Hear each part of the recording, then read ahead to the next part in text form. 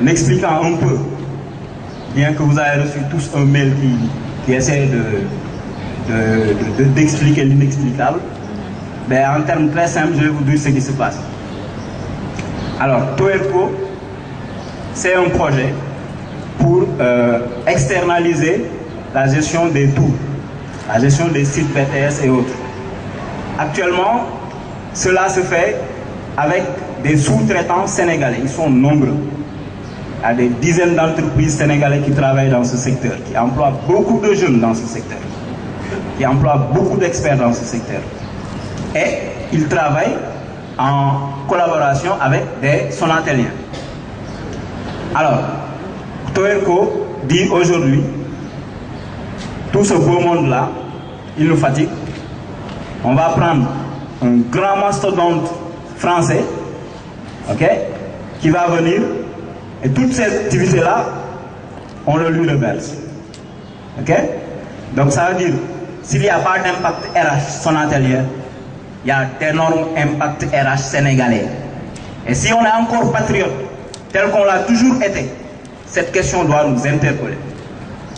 Toerco, même s'il n'a pas d'impact RH Sonatel, a bel et bien des impacts RH sénégalais.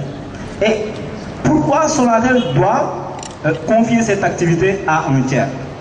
Sachant que ces sociétés sont là, ils ont l'expertise. Le seul problème qui se pose, c'est un problème d'organisation, c'est un problème de management, c'est un problème de méthode. On travaille avec 10 intervenants.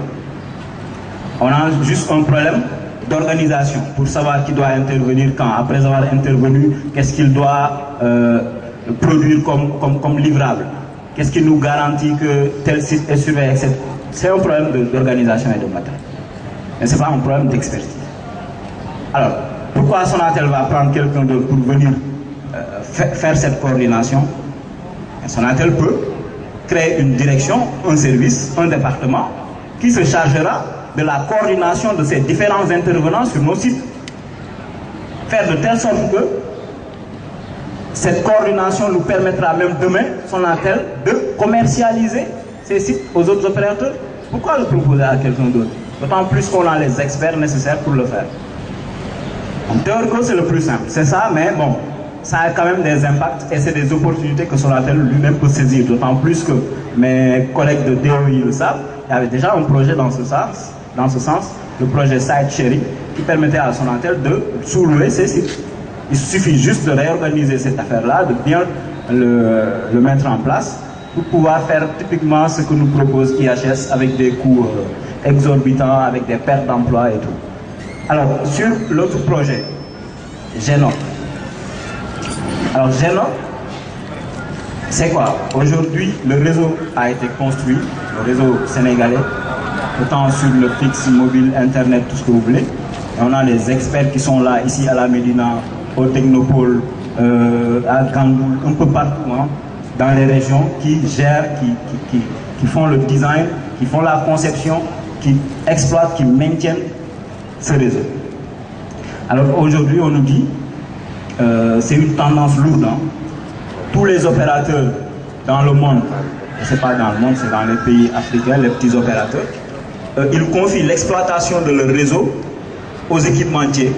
Comme ça, il leur garantit une disponibilité à 100%, il leur garantit une flexibilité, etc., etc. Et eux, ils se concentrent sur les autres activités comme le marketing, etc. Ça peut être valable. Et on nous dit, nos concurrents le font, comme Expresso. Bien sûr, Expresso le fait depuis 5 ans. Il n'en a pas pour autant un meilleur réseau.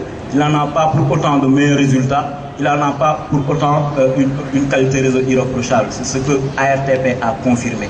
Ils ont sous-traité depuis 5 ans. Si c'était une bonne chose, Expresso nous aurait doublé d'amène l'opinion depuis longtemps. Ça, c'est se départir de son expertise. Ça veut dire qu'aujourd'hui, l'expertise qui a fait que Sonatel a pu franchir toute cette évolution technologique, si on applique ce projet, cette expertise disparaît de Sonatel.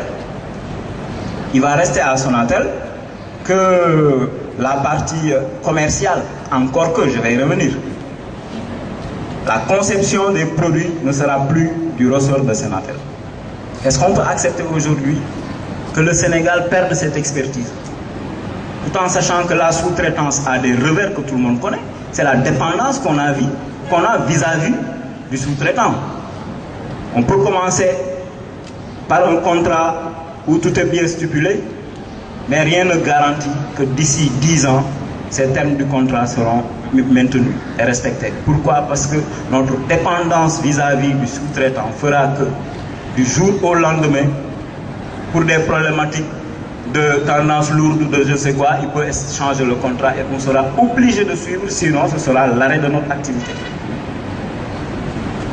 Et ça voudrait dire qu'après cette étape, Sonatel ne sera plus capable de gérer les télécommunications au Sénégal. Et rappelez-vous, Sonatel est un opérateur historique. Il a reçu une lettre de mission de l'État qui lui dit « Tu dois concevoir, exploiter, maintenir le réseau télécom. C'est pourquoi je te donne la licence pour 20 ans. Je le donne à Sonatel. » Au Cameroun, les partenaires sociaux, après que tout l'environnement a été corrompu, se sont rendus directement chez le président parce que le ministre, ARTPO, tout le monde était corrompu, ils étaient partants. Et le président leur a dit, mais moi je n'ai pas donné d'agrément à ce sous-traitant. Moi c'est vous que j'ai donné l'agrément, c'est à vous que j'ai donné cet agrément. Je ne l'ai jamais donné aux sous-traitants, d'autant plus que les télécommunications, c'est un secteur de souveraineté. Qui parle télécommunications, parle sécurité, parle communication tout court. Dans un pays, il faut que les gens sachent communiquer. L'autre jour, j'ai donné un exemple assez simple. Ça évolue, les télécoms. Je touche du bois.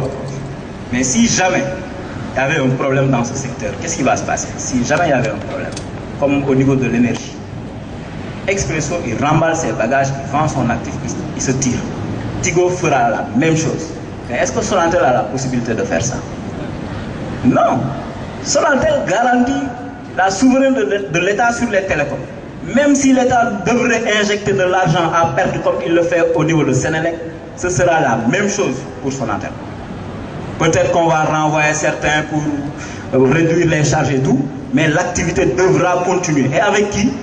Dès lors qu'on avait sous-traité, avec qui ça va continuer? Mais les sous-traitants, ils vont se tirer s'il n'y a plus d'argent.